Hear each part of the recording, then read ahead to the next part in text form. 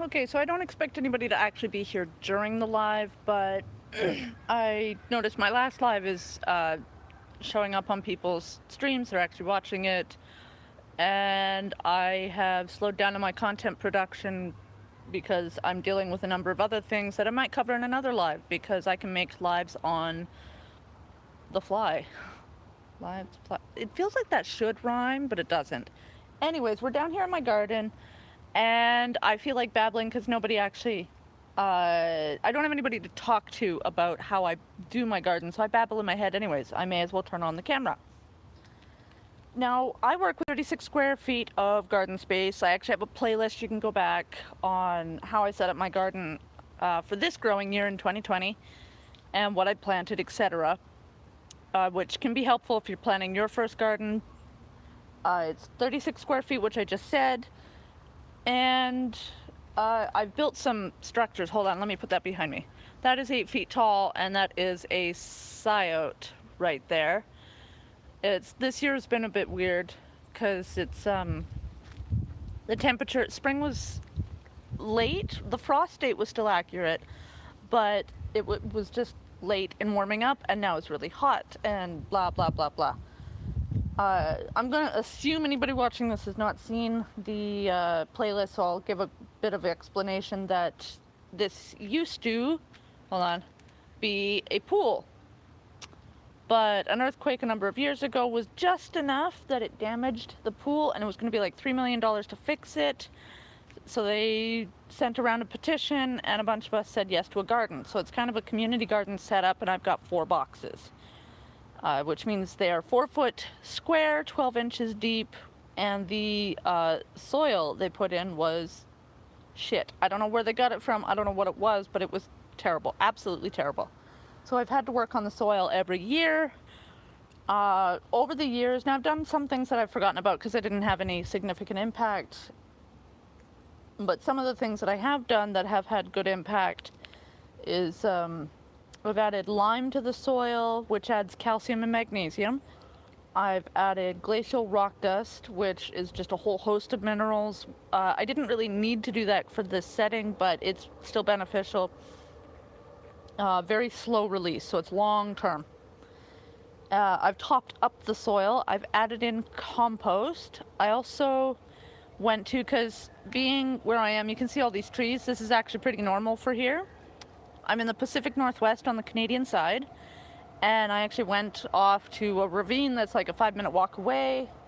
That's in the middle of the city. So yeah, I love where I live.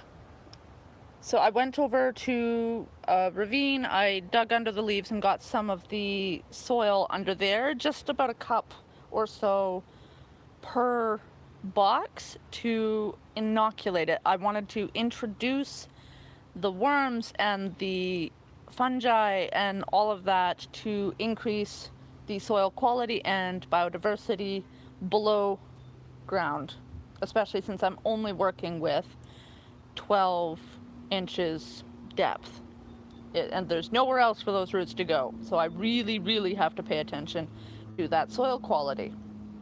And over the years, I wanted to learn how to read the soil without a soil testing kit. In the future, I'll just use a soil testing kit now that I can do it with excellent results. But over the years, I've realized it was very low mineral, so an acidic soil, and you can tell that by some of the weeds that grow in it.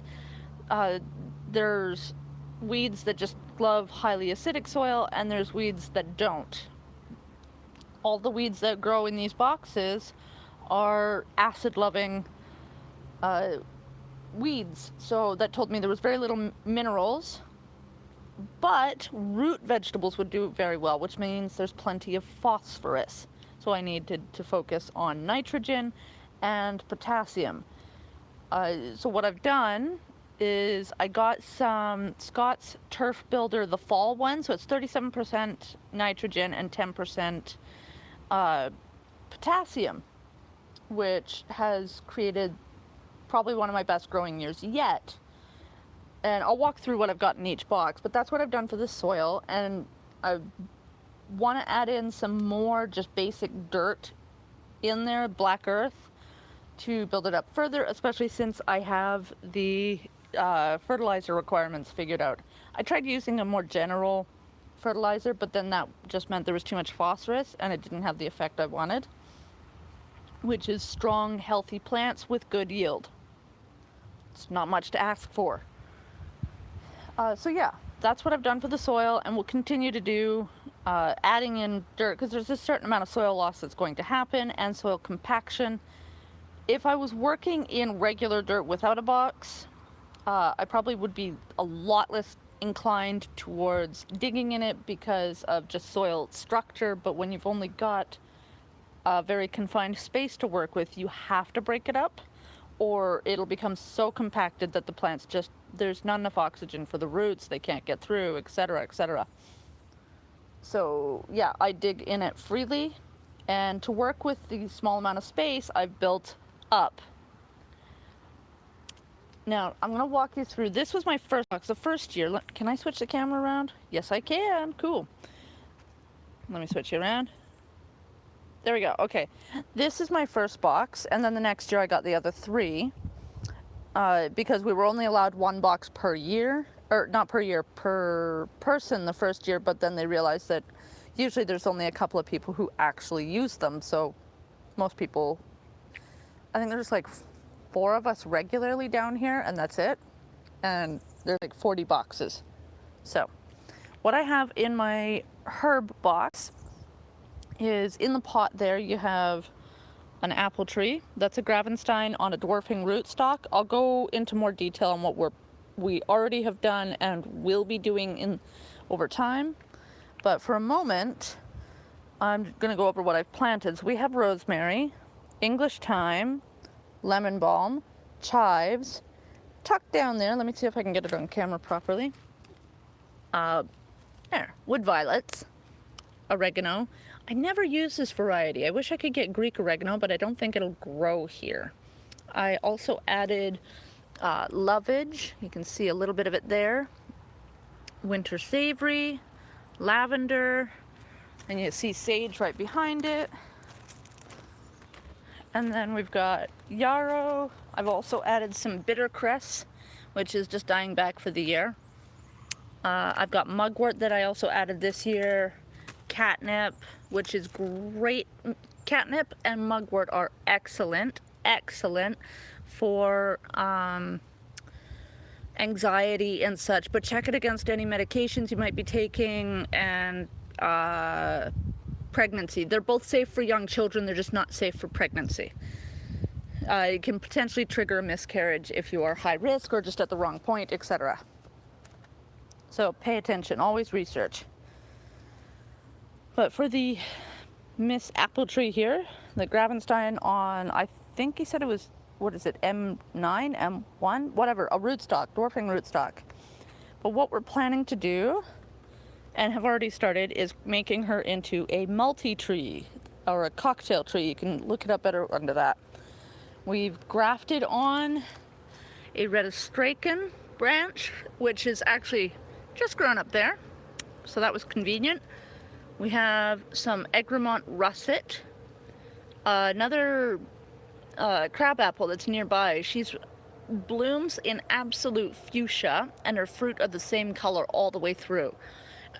Now, they're more acidic than I would use for fresh eating, but I hope to have just like 5 acres and an actual homestead. So she's more for rootstock if I need it, but more likely I'll take her cuttings from the crabapple and use it in pastures for animals so that they can munch on the apples and have shade with a tough little tree.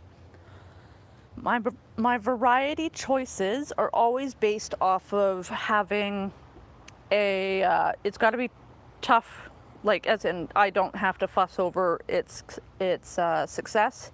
So highly disease resistant, decent yielding. It doesn't have to be the greatest yielder, it just has to be better than, like, it's got to give me a decent amount. And also the fruit has to be of good quality. I don't want all those other traits and have something that's bland or unpleasant to cook or eat. What I plan to add on as well is some pears, peaches, and cherries. And now I'm not really expecting huge amounts of yield from a tree in this situation from any of the branches, because that's just not realistic. I do make sure to get those tree fertilizer spikes, one in the spring, one in the fall. I just got her this year, so that covers that. And yeah, but when she was given to me, she was down here, and she's grown that much because she's just gotten regular water and fertilizer, but without going overboard. So that's that box. This box, I have my gorgeous tomatoes, basil. I did have carrots in here, but they've since been harvested in full, and now I've got some winter beets in there. Our growing season, like the actual heat period, is not that long, but our frost dates, it's March 31st is the last frost date, with November 11th being the first one. So that's a good long stretch. It's just we don't have a lot of heat at the outer ends of that. So it's functionally somewhere between long and short, but without actually being medium. That doesn't make any sense. Never mind. I've got a couple pots here that I'm going to be filling up with stuff. I don't know what I'm putting in that little black pot there yet. And I haven't made up my mind on what to put in there. But they're mostly flowers. Well, that's New Zealand spinach this year, but next year. At any rate, what I'm going to do with the tomatoes this year is I've got 4 in total here. So there'll be still 2 here, but the 2 that are here are going to be planted around the corner here. And I'll still have carrots in. I'm just going to leave them in longer because I usually pull them a bit early. So it'll be a corner of carrots? Yeah, I guess carrots are there. Corner of tomatoes, because over here I have what you cannot see under the dirt is lilies. I found out lily bulbs are edible, and I'm like, well, if I can have a pretty flower and eat it, well, shit, sign me up. In that pot will be raspberries. I'll put a rope tied halfway across the whole thing, just sort of make sure everything stays politely where it belongs. And of course, the basil will still be planted with the tomatoes. I don't really harvest much of it. It's there for the tomatoes to help them.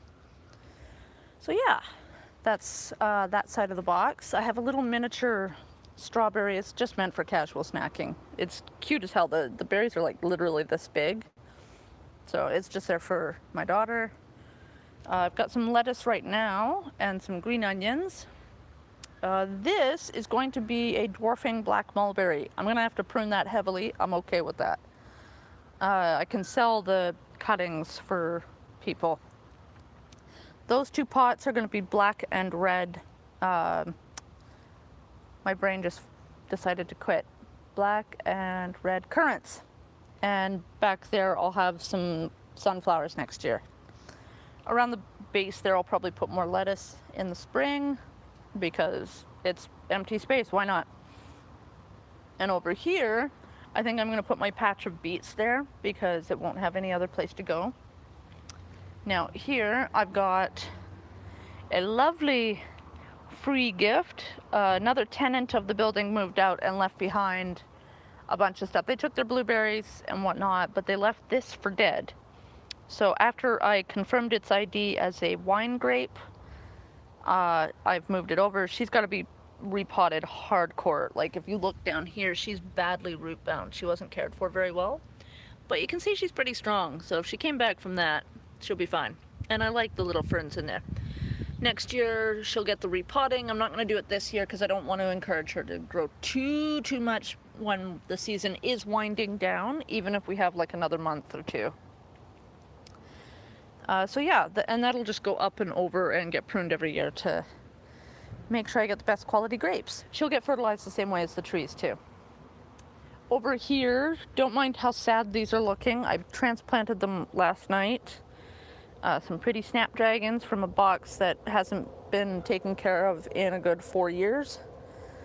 There's another variety here, nasturtiums obviously. So this will be planted really heavily with nasturtiums and snapdragons and whatnot. just it helps bring in more bees, and I want to make sure that the hummingbirds are quite happy because they love to come around and with me. It's really cool. Fennel, which will be moved to that box because for some reason I thought it was dill, and it is not. So this is perennial, and it will be moved to the herb box. I also have zucchini, which are looking very sad. This is about the time of year when we have to deal with lots of powdery mildew. It's just part of the area. I need to cut off a whole bunch of leaves. I wanted to let it get some fresh growth out before I did that. You can see the healthy one back there. So I put 4 plants in each year usually, and you can see a big fat zucchini down there. That I'm leaving for seeds so that I have 2 different varieties. Over here we have cucumbers, which I got an absolutely pathetic harvest this year. It's fine, I'll just plant more next year. Of course, you already spotted the sunflowers. Now, there's not a huge amount to say about this box here. It's always pretty simple. I would love to be rotating my plantings for better soil health, but with the physical structures like this arch, which I got out of a box spring I had to break down to remove from my apartment, it becomes more challenging to rearrange your plantings. The mat in there is for my daughter. This is a miniature butternut. If you follow any sort of food-related news, then you might have heard of some varieties of plants being specifically bred for better flow. I'm pretty stoked about those. I got those for this growing season.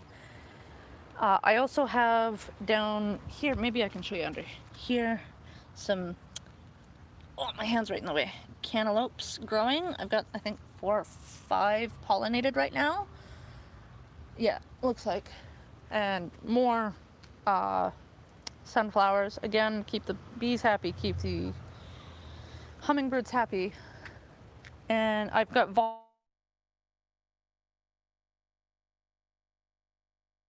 down here, this is the most exciting thing, or one of, is this little dwarfing fig that's hardy for my location, to the point that it frequently gives 2 harvests. Now, obviously, I'm not going to have a harvest this year.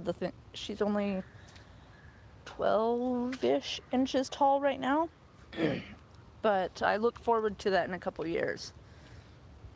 Now, over here, I've got my eggplants, which I grow every year. If you struggle with eggplants, make sure you prune back more of the leaves than I did this year. I don't know why I didn't, but they're doing okay. Airflow is one of the key parts of making sure you get enough pollination and have healthy plants. Yeah, next year what I plan to do for this box, because the zucchini box is not really going to change much, I'm actually going to be planting in purslane and miner's lettuce as a green mulch over the soil to help reduce evaporation and increase biodiversity, which increases yield.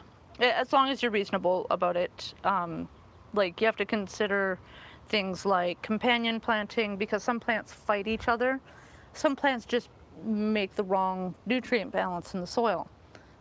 One example of that that is not well illustrated in this soil, and I will explain in a second, is you usually can't plant tomatoes and beans close to each other because anything in the bean type family puts more nitrogen into the soil, which means you get too many leaves and not enough blossoms on the tomato. Now, this soil is so deficient that my landlady is able to plant her favorite bush beans right next to her tomatoes and be completely fine. Since I am supplementing with some, oh, I had a rat digging back there. I don't think it'll show up on camera. You can see the hole back there. That's okay. They didn't actually damage anything. They're looking for bugs. That's probably the rat that died a few days ago. So yeah, I'm gonna have a green mulch in there. I'm probably gonna weed out flowers like this and just put it into one of the baskets to look pretty. So it'll still serve its job, and let the greens go and do their job. Sorry. So yeah, that's basically my plans. And this, of course, will get a much better start. Fun fact, it's actually a perennial. The problem or challenge is that you have to protect the roots from actually freezing. They can take a light frost, but that's it. If you protect the roots, you'll have a much more vigorous growing plant upwards. It is a heavy feeder. It's a type of squash. And scyotes, if you've never had them, you can eat them raw or cooked. Hold on, changing. There we go. You can eat them raw or cooked, and they are delicious. When you cook them, they take on the flavor of whatever you're cooking them in, kind of like a straight vegetable version of tofu, but without the taste that some people can't deal with in tofu. And sort of more fresh and green, but very, very, very mild. Oh, I'm actually going to have some okra on the other side of this, the box with the figs. That's right. Yeah, so that about covers it. Yeah, that covers it. I'll have 3 varieties of lilies, actually. Muscat, Kiss Proof, and then another one that is white with burgundy stripes down the center, and they're all scented, so that makes me happy. Yep, that's about it. So by all means, comment on the video. I don't know if you can comment on a live afterwards, but if you can, say something. Let me know. What are your plans for your garden? Do you wish you had a garden? Can you keep a garden? Whatever. Let me know. Hit subscribe. And don't forget to hit the notifications, the like, all of that jazz. You know what's up. Anyways, see you next time. Bye-bye.